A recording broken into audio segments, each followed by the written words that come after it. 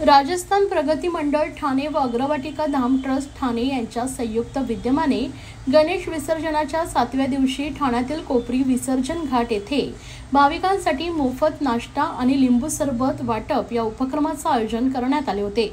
या उपक्रमामध्ये सायंकाळी भक्तांची गर्दी उसळली होती आणि मंडळाच्या स्वयंसेवकांनी अत्यंत शिस्तबद्ध व सेवाभावी पद्धतीने सर्व भाविकांना सेवा दिली। गेल्या अनेक वर्षांपासून राजस्थान प्रगती मंडळ या उपक्रमाचे आयोजन करत असून हा एक सामाजिक उपक्रम म्हणून लोकांमध्ये ओळखला जातोय।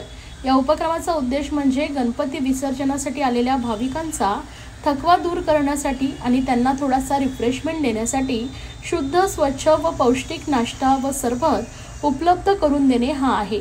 यंदा विशेष बाब म्हणजे राजस्थान प्रगती मंडळाचे अध्यक्ष राकेश मोदी यांनी त्यांच्या स्वतःच्या शेतातील नैसर्गिकरित्या पिकवलेले लिंबू सरबतासाठी वापरण्यासाठी दिले होते।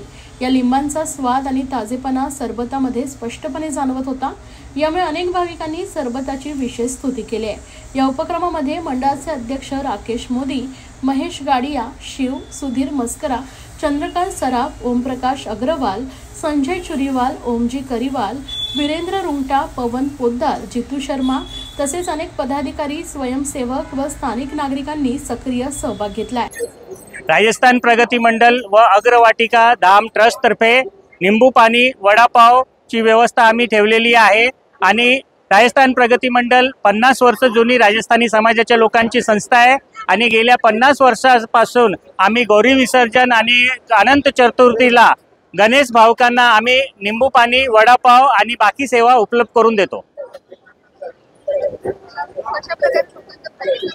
लोकांचा उत्तम प्रतिसाद आहे। आज सरासरी 15,000 वडापाव आणि 4,000 लिंबूचा आम्ही सरबत काढून आयुर्वेदिक पद्धतीने याच्यात एसेन्स वगैरे काही न टाकता नॅचरल पद्धतीने लिंबू पाणी आणि वडापावची व्यवस्था करतो आम्ही।